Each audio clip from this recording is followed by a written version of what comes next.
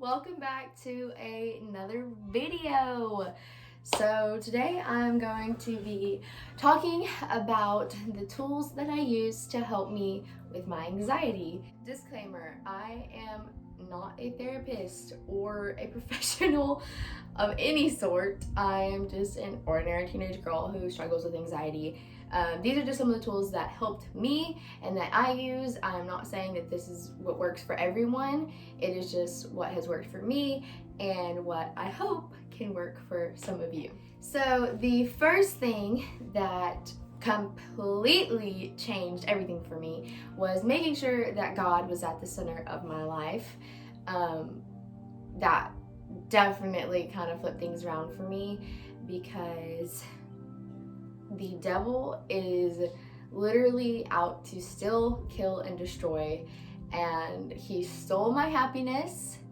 He just completely, he didn't kill me, but it kind of felt like it, and he just destroyed my mental health. So that's kind of how I saw that. So when I made God like when I made God the priority in my life and I put him at the center of it all, that definitely helped me to get a focus on where I needed to go and what kind of things I needed to do to head in the direction of an anxiety-free life.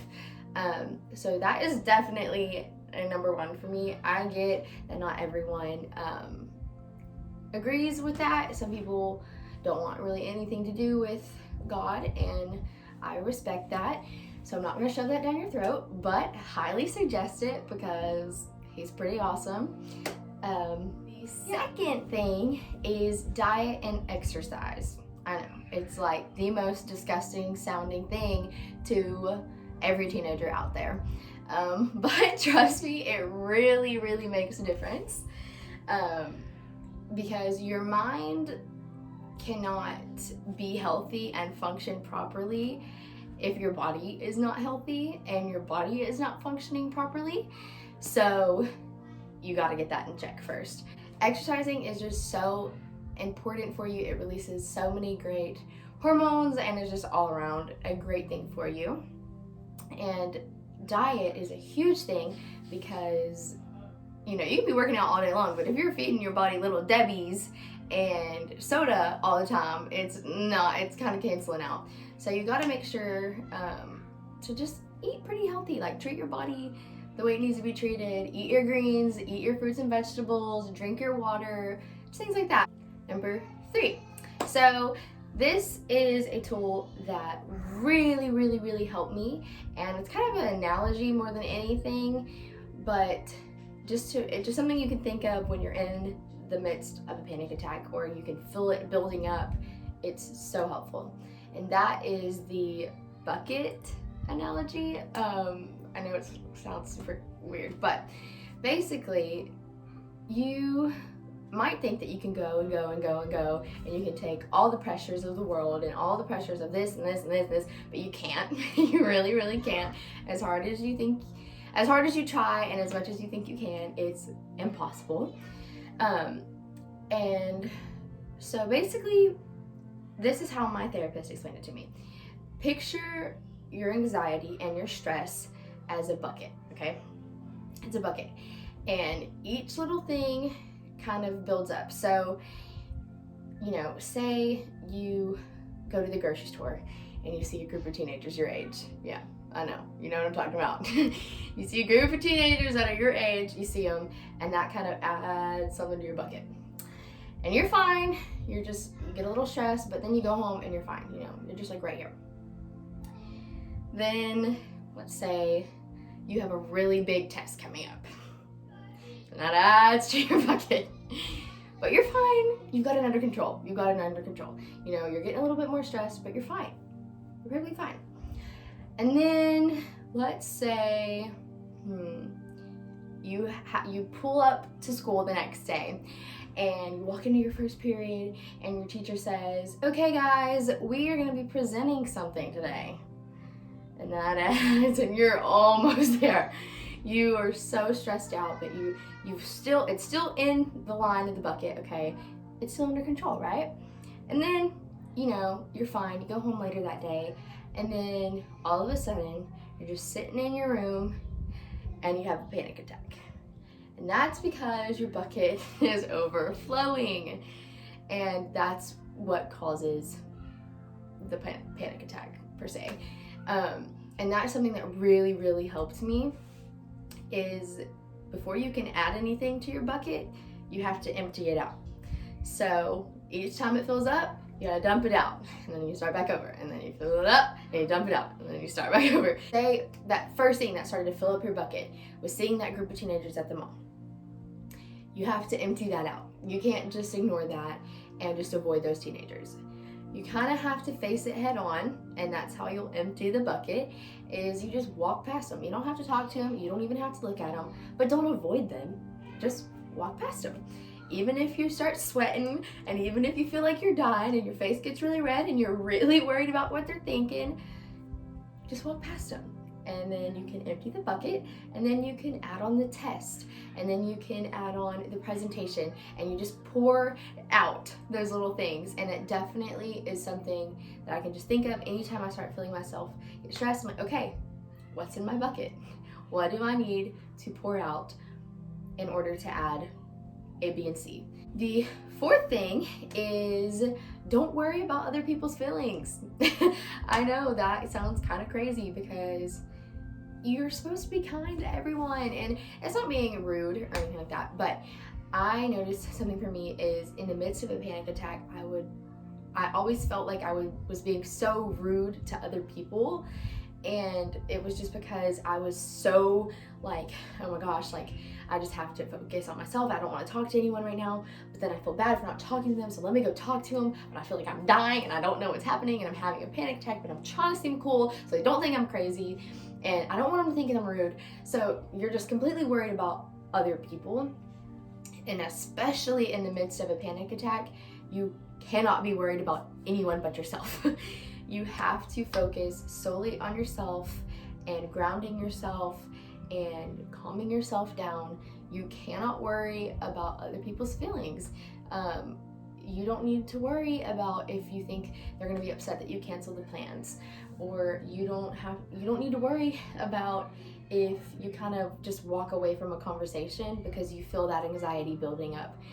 You don't need to worry about that, because that is gonna just add to it, and you're not addressing the problem, which is your anxiety, and it's just gonna make it worse. So don't worry about what other people are feeling. I know that kind of sounds a little crazy, but it really, really does help. The last thing that really helped me, I feel like this is a pretty common tool, or it's becoming more common.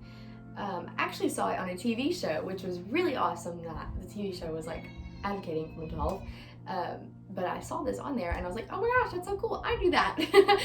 But it's a tool called grounding, and it is really helpful. It kind of helps you bring yourself back into your body, because I know, at least for me, when I'm in the middle of a panic attack, I do something called dissociating, and I feel like I'm no longer in my body.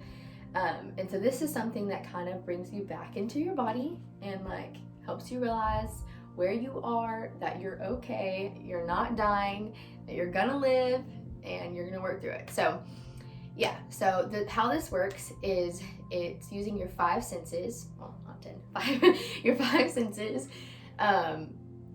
and that is because those are the things that you use to just navigate life. So you start with, I'm gonna look at my notes right here. So it's 5 things that you can see.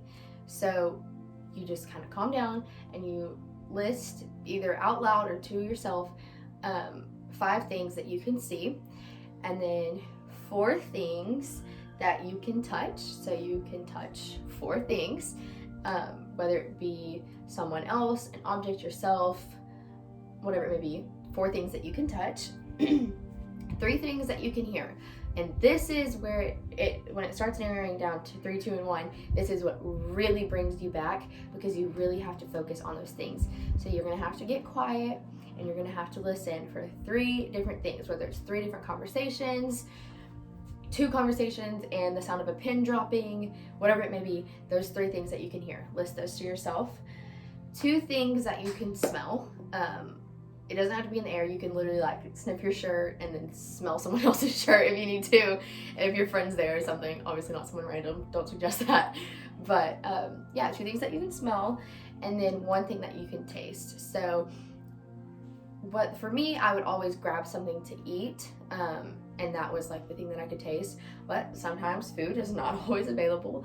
So if you can drink some water, or just kind of, I mean, like, heck, maybe what you ate for breakfast, maybe that's still, that taste is still in your mouth, or the toothpaste from brushing your teeth that morning. Like, focus on that and like, okay, I can taste that. That's might be a little bit gross, but it works.